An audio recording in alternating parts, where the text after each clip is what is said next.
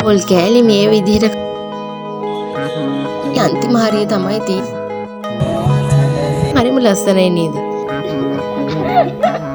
Hi hi. අද ඇවිල්ලා මේ 12 වෙනිදා. ඒ කියන්නේ අද වෙසක් දවස. අද අපි දන්සලකුත් දෙනවා. එහෙනම් අපි බලමු අද මොකද වෙන්නේ කියලා. එහෙනම් දිගටම එකතු වෙලා ඉන්න.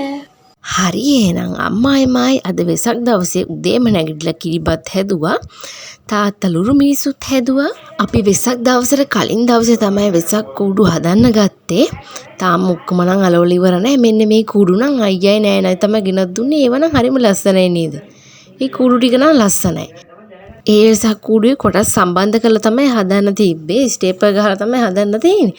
මෙන්න මේ කූඩුව නම් තාම හදලා ඉවර නැහැ. තාම තින් බාගෙට තමයි හදලා තියෙන්නේ. තව රැලියෙම අලවන්න තියෙනවා. මෙන්න මේ කූඩු දෙක නම් මම තමයි තනියම හැදුවේ. මම ඔයගලන්ට හරියටම පෙන්නන්නම් එල්ලුවට පස්සේ. ඉතින් අපේ ගෙදර මේ ටිකේ නංගිත් නැවතිලා ඉනවා. නංගි කිව්වේ නෑ නංගි. එයත් අපේ ගෙදර නැවතිලා තමයි ඉන්නේ. ඉතින් නංගිත් කූඩු වගේක් හැදුවා බකට් කූඩු වගේ. මම ඒ ටිකත් ඔයගලන්ට පෙන්නන්නම්. ඉතින් දැන් මම මේ කරන්නේ ඉස්සෙල්ලා පෙන්නපු වෙසක් කූඩුවේ වටේ රැලි ටික අලවන එක. ඔය වෙසක් කූඩුව නම් අපේ අක්කා තමයි හැදුවේ. ඉතින් එයා මට කිව්වා වටේ රැලි ටික අලවලා දෙන්න කියලා. ඉතින් මම වටේ රැලි ටික අලවලා දුන්නා. හරි මම ඔයාලට කිව්වනේ අපේ ගෙදර දන්සලක් දෙනවා කියලා. ඉතින් අපි කඩලා දන්සලක් තමයි දෙන්නේ.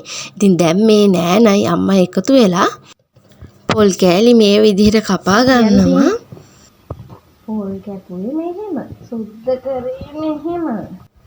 මේ තියෙන්නේ අපේ නංගි හදපු බකට් ටික. කියන්න මේක හරිම සරල බකට් එකක් ගෙදරින් හදාගන්න පුළුවන්. එමෙන්ම අපිට පුළුවන් පරිසරයක් ලස්සනට හදාගන්න.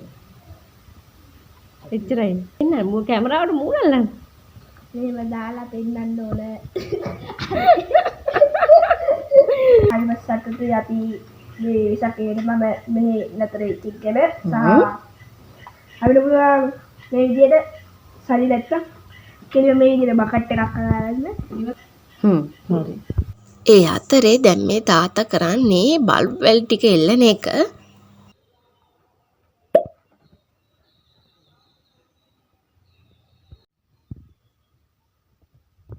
ඉතින් අපේ අයියා වෙසක් කූඩු ටික එල්ලලා දුන්නා. මේ කූඩුව හැදුවේ මම. මේ තියෙන්නේ ඉතින් බල්බ් වැල එල්ලුවට පස්සේ. ඇත්තම කිව්වොත් ඉතින් ওই බල්බ් වැල ගොඩාක් පරණයි.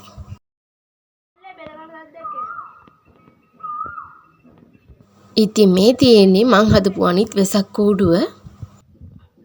ඉතින් අක්කත් ඒ අතරේ එයා හදපු වෙසක් කූඩුව මේ විදිහට අලව තමයි හිටියේ. අපි කඩලා තම්බන්න තමයි යන්නේ. කිලෝ 10ක කඩලා තමයි තම්බන්නේ. ඉතින් මුලින්ම අපි කඩලා තැම්බෙන්න දැම්මා. ඉතින් අපි මේ විදිහට ඔක්කොම කඩල ටික තම්බ ගත්තා. හරියට නිකන් පොප්කෝන් ඇට වගේ නේද පේන්නේ. ඉතින් දැන් අපේ ගෙදර නැන්දත් ආවා. නැන්දයි නෑ එකතු වෙලා තමයි කඩල වලට අවශ්‍ය ලුණු ටික කපා ගත්තේ. හිතුවට වඩා නම් කඩල ටික පෙරා ගන්න නම් ටිකක් අමාරු වුණා. ඉතින් දැන් ඒ අතරේ කඩල වලට අවශ්‍ය කරපිංච ටිකක් සුද්ධ කරගත්තා. මේ තියෙන්නේ කඩල වලට අපි සුද්ධ කරලා කෑලි වලට කපාගත්ත පොල් ටික. ඉතින් දැන් අපි කඩල හදන්න තමයි යන්නේ. ඒකට මුලින්ම තෙල් දාලා අබ දාලා මේ විදිහට කපාගත්ත පොල් කෑලි ටිකක් දාලා කරපිංචක් දාලා ලුණුත් දාලා ඊට පස්සේ ලුණු කෑලි මිරිස් ඊට පස්සේ ගම්පිරිසුත් මේ විදිහට එකතු කරගන්නවා. ඊට පස්සේ කඩල ටික එකතු කරගෙන හොඳට කලවම් කරගන්නවා. ඉතින් අපි කඩල කිලෝ 10ක කඩල තමයි දෙන්නේ. ඉතින් කිලෝ 10ම එකපාර හදන්න බැරි නිසා අපි මේ විදිහට වෙනම ටික තමයි හදාගන්නේ.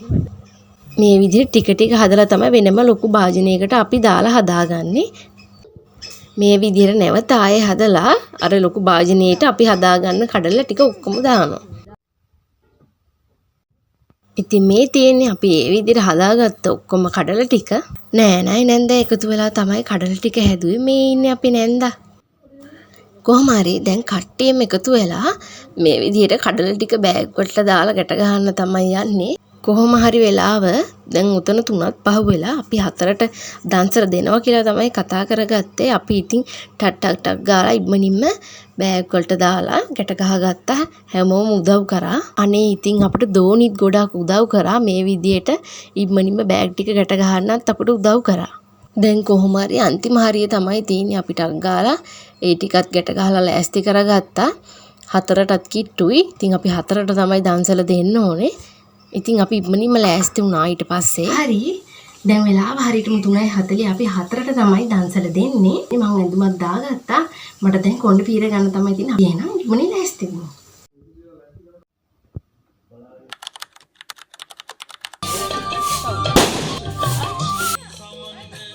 ඉතින් අපි මේ දන්සල පළවෙනි පාරට තමයි දෙන්නේ. ඉතින් පවුලේ අය වගේම මාමා නැන්දා හිමරු දෝනි නිලංක අපිට ගොඩාක් උදව් කරා. ඉතින් ඔයාලට බොහොම ස්තුතියි. කොහොම හරි දන්සලත් පැයකින් ඉවර වුණා.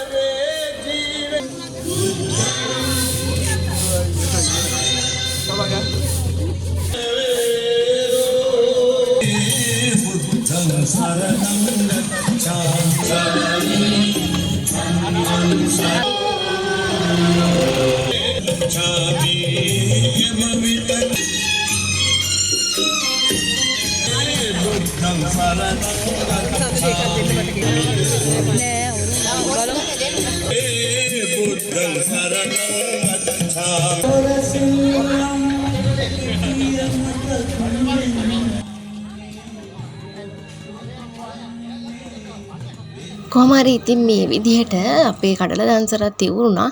අපිට ආරංචි වුණා ඊට එහාට වෙන්න අයිස්ක්‍රීම් දන්සරක් තියෙනවා කියලා. ඉතින් අපි අයිස්ක්‍රීමුත් ටක් ගාලා ඉවර වෙන කලින් ගිහින් ගත්තා.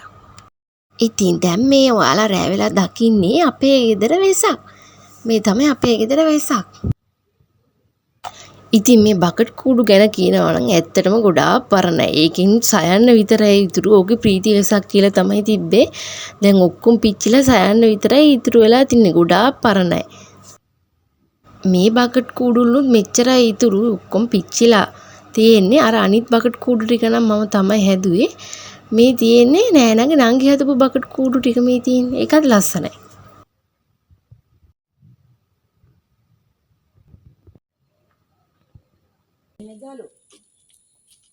සහ රශ්මීට ප්‍රාර්ථනාවක් කරනවා.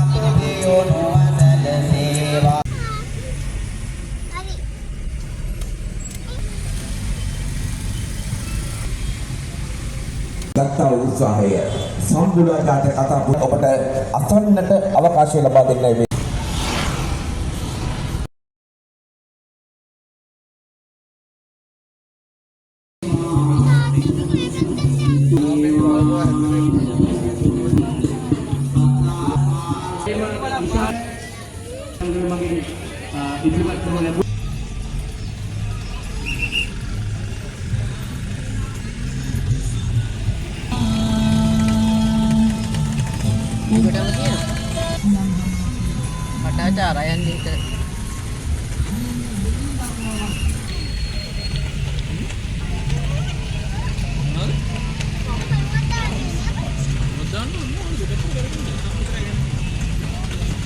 ඉතින් එහෙම තමයි එදා දවස උනේ.